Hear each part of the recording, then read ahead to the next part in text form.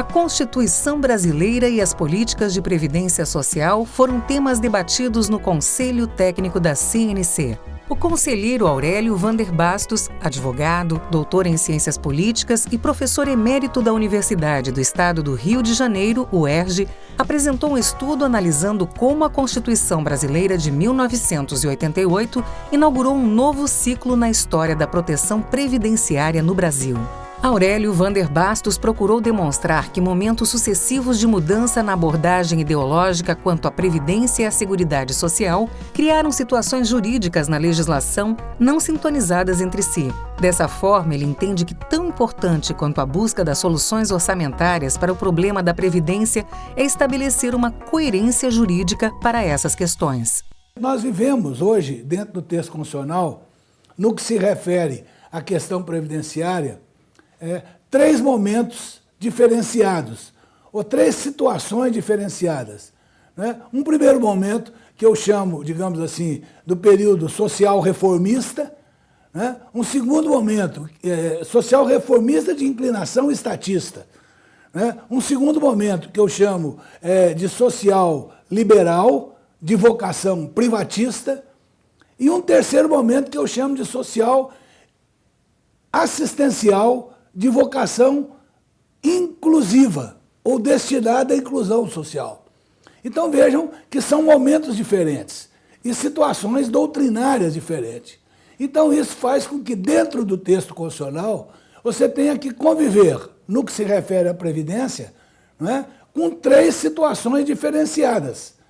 E essas três situações diferenciadas, quando eu falo não apenas só da Previdência, e falo da Seguridade Social, da qual a Previdência é um item, sendo os outros dois, saúde e assistência social, o mesmo fenômeno acontece. Eu vivo situações de proposições políticas e jurídicas superpostas e não absolutamente sintonizadas entre si. O que aconteceu conosco é que o pressuposto constitucional, digamos, ele foi ou está ameaçado na sua coerência pelas emendas constitucionais. Tanto a parte que trata da Previdência Social Pública, quanto a parte que trata da Previdência, digamos, dos trabalhadores e dos empregadores, a Previdência chamada Seguridade, o aspecto chamado Seguridade. Então, eu acho que a Constituição ela foi desarticulada na sua coerência pelas próprias emendas constitucionais. E esse é um aspecto muito importante, porque faz com que a lei, às vezes sintonizada com a emenda constitucional, ela está desintonizada com relação à Constituição.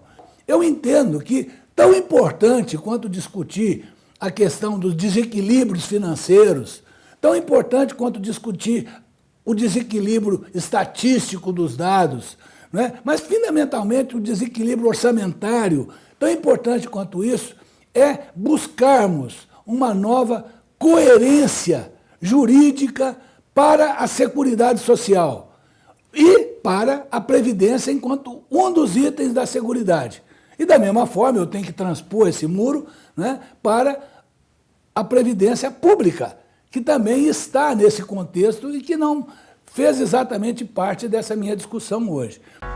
O professor Aurélio detalhou os principais aspectos jurídicos das emendas constitucionais que trataram da Previdência e Seguridade Social desde a Constituição de 1988. Ele também procurou apontar o que precisa ser feito para reparar as incoerências entre esses diferentes textos e os problemas advindos da falta de um necessário princípio geral.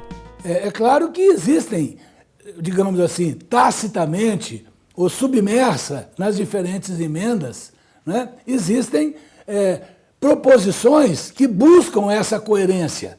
Mas é muito difícil buscar essa coerência num conjunto de 10 ou 2 artigos com quase 100 parágrafos e incisos.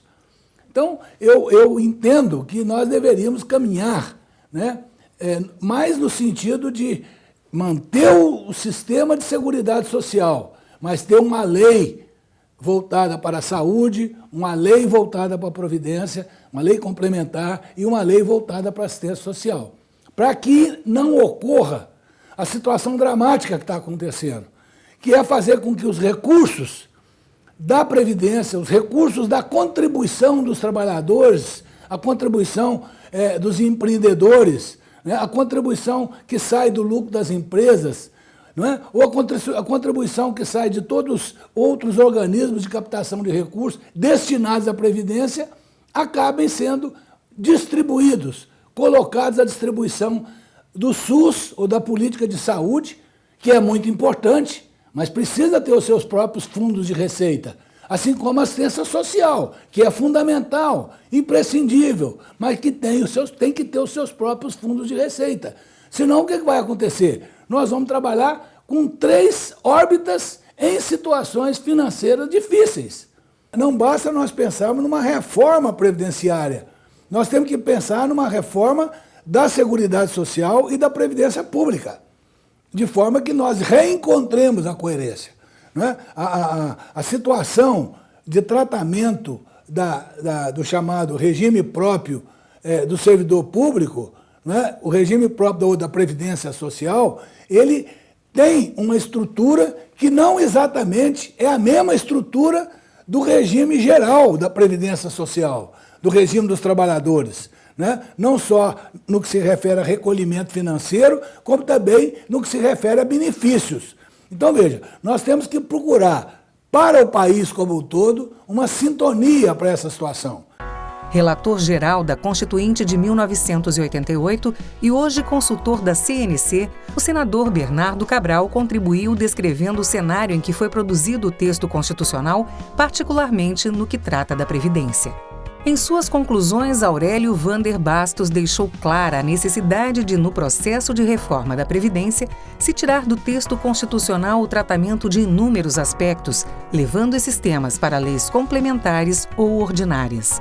O texto constitucional ele tem que ser um texto de diretrizes, não é? E a lei, um texto executivo, um texto para viabilizar as diretrizes. Eu não posso pensar em fazer reformas de grande profundidade, como é a reforma da Previdência. Não é à toa que a reforma trabalhista é feita na forma de uma lei. E a reforma da Previdência só é possível na forma de uma emenda constitucional, são muito diferentes. Não é? Você não pode tratar a reforma da Previdência, né, de uma perspectiva isolada, pontual. Você tem que tratar o problema da Previdência no seu conjunto, numa proposta harmônica e conjunta. Né? É claro que isso vai envolver mexer em aspectos da Constituição, né? Vai mexer no artigo 40 e seus parágrafos, que são dezenas, e vai mexer no artigo 194 até o 204, que tem outra dezena ou centena de parágrafos e incisos. Nós temos que buscar um princípio que viabilize a coerência entre todo e qualquer cidadão brasileiro, né? Seja ele servidor público, seja ele trabalhador de uma empresa. Nós temos que encontrar formas de equilíbrio sobre isso e temos que situar todos no mesmo contexto, guardada, é claro, as especificidades mínimas de uma situação e de outra.